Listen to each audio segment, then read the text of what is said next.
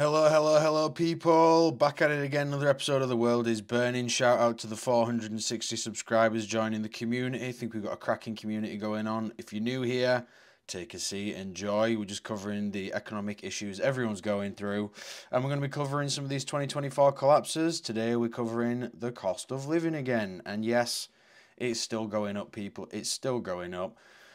Going through a few little websites here, bit of information for you. As you can see, back in 2023, inflation was crazy. We're talking over 10% for the UK and the US, even the Eurozone, everything was up. Now, UK is currently at a 4% inflation, US at 3.4. These are the numbers they're saying.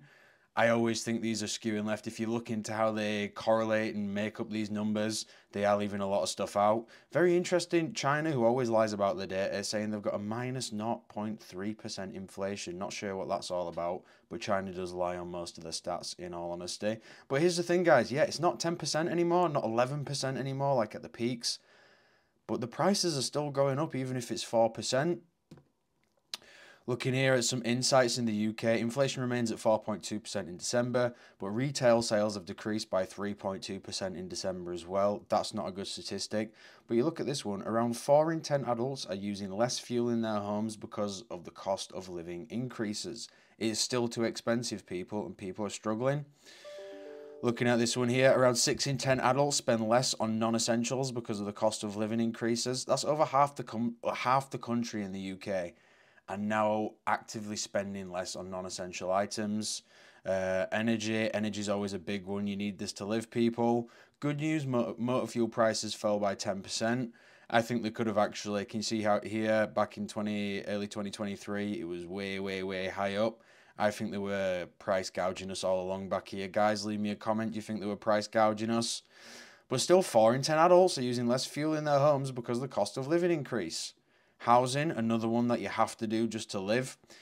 This is bad. The UK annual private rental price growth remained at 6.2% in the last 12 months. So average rentals are going up on average 6.2%.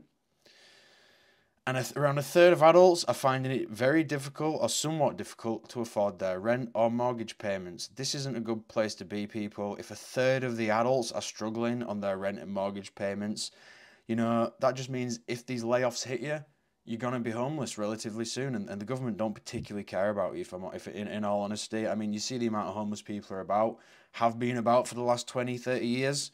They've not really done much about that. Finally, on food, we're seeing the inflation rate for food and non-alcoholic beverages continue to ease at 8%. I mean, look at that. It was almost 20% earlier in mid-2023. Now it's at 8%. They're celebrating that as a win. I don't call that a win. And no, you're not going crazy, guys. Inflation rates for restaurants and cafes continue to ease at 7.7%. So it's still going up 7.7%, people. When you're going out for food and you think, my God, this is expensive, it's because the inflation rate is so high. And yet, inflation rate is falling. Look at this. It was nearly 12% back in 2023. Starting 2024, we're looking at 4%. And the UK savings, look at this. The mean average amount of money held in the UK savings is £17,000. But that's just the mean. That's also including, millionaires, people who are fully set financially. But up to a third of adults have either no savings or less than 1,000 savings. This is what I'm saying, people. People don't have money, and if they get hit with a layoff or they lose their job, they are going to be screwed. Around 6 in 10, 61% of UK adults save money every month. It doesn't tell you exactly how much money in the stats, but they're saying people are putting money in. That could be £50, or that could be £100. And almost 2/3 of people believe they would not be able to last 3 months without borrowing money. It's rough out there, people. It is honestly rough. Leave me a comment. How are you managing to save money every month, or are you paycheck to paycheck by like a lot of people? Found this one quite interesting. The average emergency savings in America, many are saving £5,000 or less. The median savings to be $5,000 in late 2001. So that's late 2001.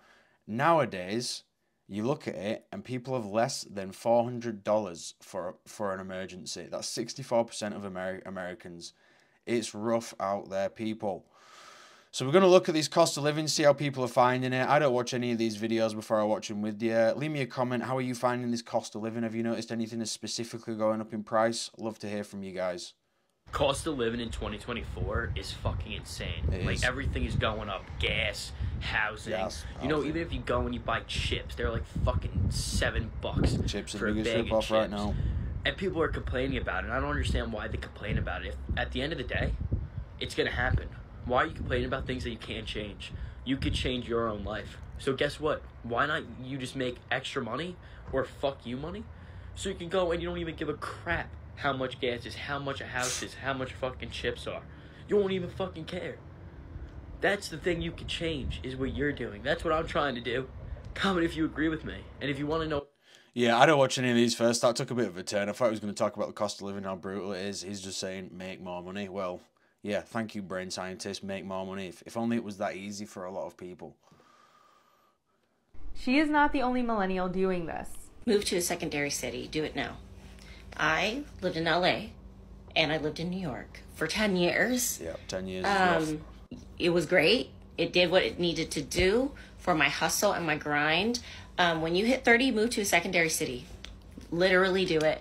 You'll save money. You'll have a more comfortable lifestyle. Your body will thank you because like we're getting up there. We need a little bit more space, a little bit more air to breathe, some trees. Look into secondary cities, people. There's a wave of young people leaving big cities, and Bank of America actually did a survey to see which of those cities they are. These cities include Los Angeles, where the average home sale price is $1 million, and the average rent is $3,200. Groceries, which matter, are 11% higher than the national average. Next, there's Boston, where the average home price is $830,000. The average rent, which actually shocked me, is $37,000. That's a lot. And grocery prices were also 11% higher than the national average. San Jose, which is pretty close to Silicon Valley, is another city young people are leaving. The average cost of a home is $1.4 million. And rent is about $2,700. Groceries, and this shocked me, is 21% higher than the national average. You are really paying a lot for that avocado. New York, which we all know is very expensive, is losing young people.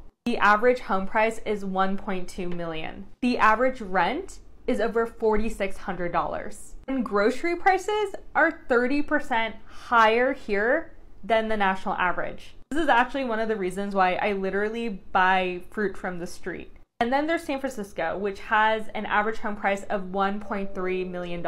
And the average apartment rent is a little over $3,600. And groceries, just like New York, are 30% higher than the national average. A part of me hopes that there's a massive exodus of young people leaving these big cities, because I think if cities get desperate enough for young people, for talent, that they will have to address these economic inequalities. What do you think?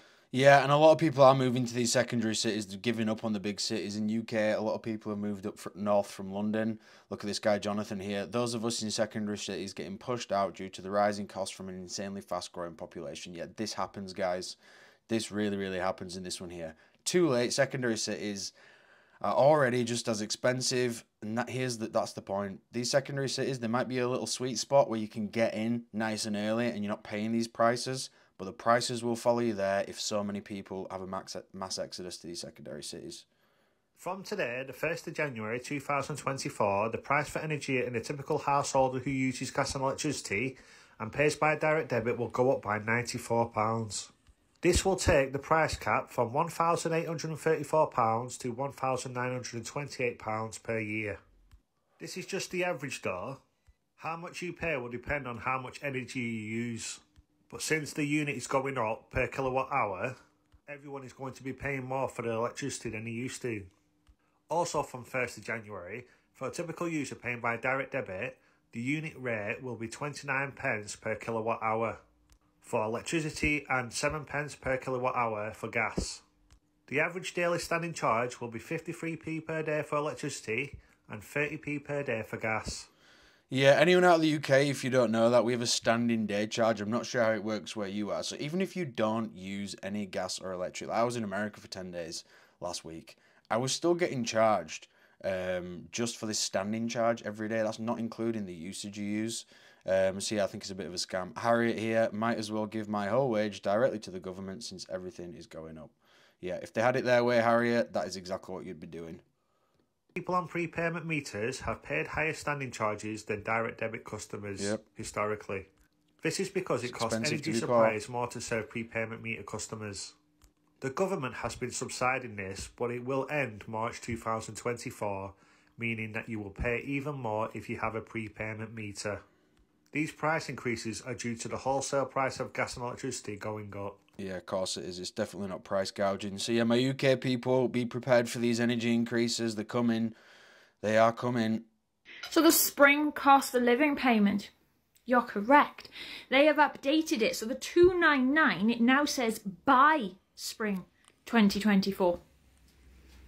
God help us to know what that means now. When it said spring 2024, we knew it was from the start of spring to the end of the tax year. Now they're saying by spring 2024. So what are they doing? But remember I said to you, they may say the CULP is instead of the energy grant. The fact that they have done this move, to me, suggests that's what they're going to do, is say, well, you had 2 cost of living payments during the winter to help you with your gas and electric, to try and spin it that way. But hey, earlier the better to help put on the gas and electric or wherever else you need to buy it with, isn't it? Yeah, once again, the government not being too clear, open and honest with people. Surprise, surprise. Is your council tax bill about to rise from April? Here's what you need to know. Council tax is likely to increase by the maximum amount possible across England, and the proposed increase could add £100 to a typical Band D council tax bill. Levelling Up Secretary Michael Gove announced an additional £600 million in local government funding. He told the Commons last week that councils would see an increase in core spending power of up to £4.5 billion and announced an additional £600 million in local government funding. However, this financial boost was based on the assumption that local authorities in England would apply the maximum allowable council tax rise. The government has allowed several councils to raise tax by 15% due to exceptional financial circumstances, what even is which that? include Croydon and Woking, while Birmingham and Somerset are seeking approval for 10% increases. Yeah, just going to pause this here. Birmingham actually went bankrupt last year, people. So these big cities are going to start going bankrupt. They don't make anything. They just spend money like it's going out of fashion. And you are their piggy bank. So yeah, of course they're going to put it up 10, 15%. Like, look at this one woman here, Ellen Happy. Mine is going up 4.99%. Can't afford this. That sums it up nicely. Most people can't afford these increases, but they're still going to keep putting them up anyway. To The Independent, Nottingham was the most recent to declare bankruptcy in November last year, while Birmingham City Council, the largest local authority in the UK, issued a Section 114 notice in September. Government officials have said that councils should be mindful of cost of living pressures before setting tax levels. Oh, they'll think about it for a second and go, we need to put it up anyway. Like, why are we still giving governments money when they can't spend money? It blows my mind. Blows my mind. They can't spend money, can't handle the money they've got. Let's give them more money. The amount of money that everyone is going to end up spending in 2024 for their auto insurance is absolutely mind-blowing. And look, everyone is used to taking small, 2, 3, 4% rate increases. And then you see all the way over here in 2022, 15% rate increase on average. Yeah, unsustainable. Good old Bluegrass, Kentucky, went up $170 on average per person. Yeah, like what even is that? Oh my gosh, look at Michigan. $346 is how much it went up on. Oh, Maine, my state, Maine. At least they're staying nice and cheap.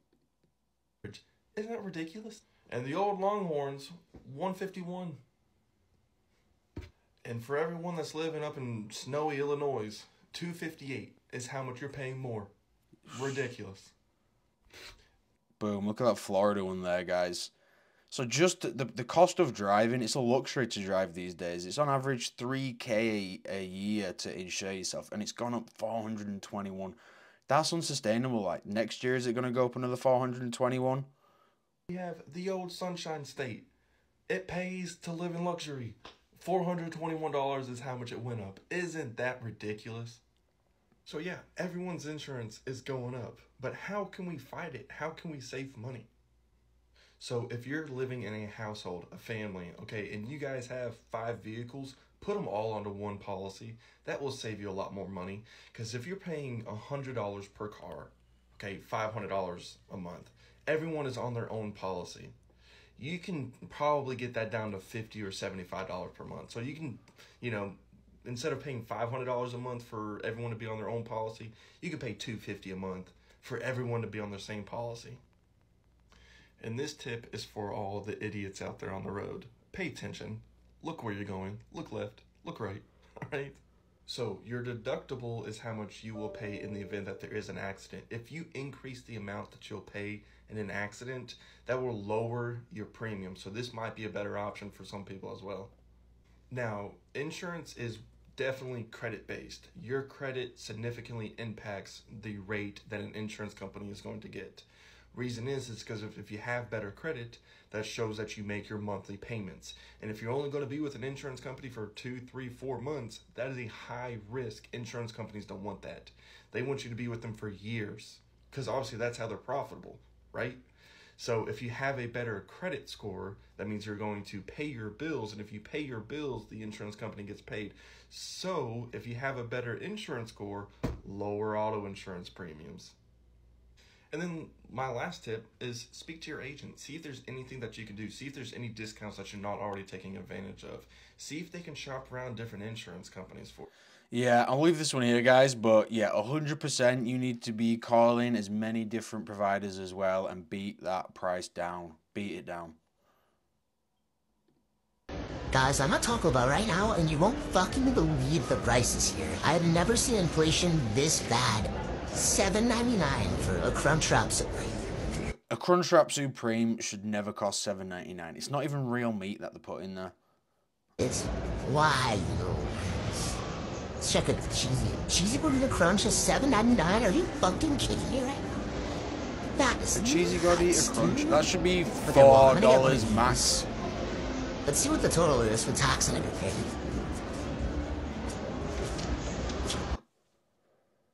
Large Pepsi, $4.29. We are done, guys. We are done. How can a large Pepsi be $4.29? It's like water and syrup. $8.75 for one fucking taco? You think they're gonna charge for sauces too? I bet you they will. $16 for one of the boxes? This cannot be real. What the? Yeah, these fast food places have really forgotten their place in the world. Gas now is expensive, man. Yeah. I mean, and not only gas, and you know better than anybody, tank tops, your hair gel probably costs more than a gallon of gas. What are we doing about this inflation? Does Joe Biden understand how much this is killing this country? No, he doesn't. It's getting out of hand. It's getting out of control. I'm actually sitting back and I'm like, what is going? Everything's going up. This sounds stupid, but my pool guy now, he wants more money. I'm like, what is going on? Everybody wants more money. It sounds funny. Your pool guy, your poor pool guy. You better give him a raise. Yeah, he I don't know what you guys are doing in Paulie's pool, but whatever he's making, double it. He's a real one. He's been with me since day one, so he gets the raise. But yeah, everything up, man. Now is you know it's real when Paulie D's talking about inflation is out of control in Canada. Prices are soaring, and most Canadians can't even afford the basics. Simple items like milk and eggs are becoming a luxury. Yep. Families all across the country are struggling to put food on their tables. We can't even get to work without breaking the bank. I mean, just in 2022, gas prices climbed more than 50%, with BC now having the most expensive gas prices in all of North America. Cost of living is skyrocketing, and massive government spending is putting the pressure on everyone. When Trudeau said, "The budget will balance itself," it didn't, and we're on the hook. Yeah, budgets don't just magically balance themselves. From what I've seen, Canada is fucked with a capital F. Leave me a comment if you're in Canada. How are you finding it right now, guys? I know, we're all complaining about food prices. So here's mine. I have been buying from the Independent or Loblaws honey maple turkey breast sliced sandwich meat for my kids when they were teenagers going to high school. They're now in university, so we're looking at, a span of over 8 years or so. 400 grams is my usual amount that I order for them. It has crept up. Initially it was, $10, $11 kind of thing. For 402 grams this week, $17.20. $17.25. Wow. $17.25 for what? 5 meals? Oh, but we have this. Okay. Okay. Oh, great. Thanks, Galen. Thanks for helping out some of the people who have helped grow your wealth. Yeah. Price gouging, people. Canada, you're done. I'm sorry to say it, but I feel like you're done. Cost me $150. Inflation is out. I used to have a saying, if I could get out of the grocery store for just a quick little grocery run for less than $50, I'd be happy. Now, I say, if I can get out of the grocery store for less than $100, I'm somewhat satisfied, still irritated. Inflation is out of control, especially when companies are not giving raises when there's double-digit inflation. It's just, something has to change. It doesn't. Look at this vote blue. I don't think voting blue is going to solve anything, but, well, darling, shopping at Target is not the best place. Try Aldi. Aldi isn't cheap anymore, guys. Aldi used to be the cheapest place. It's not.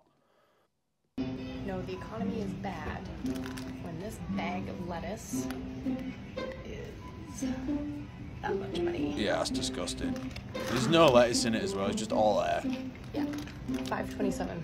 $5 for air, people. Absolutely ridiculous. So yeah, leave me a comment, guys. Love communicating with the community.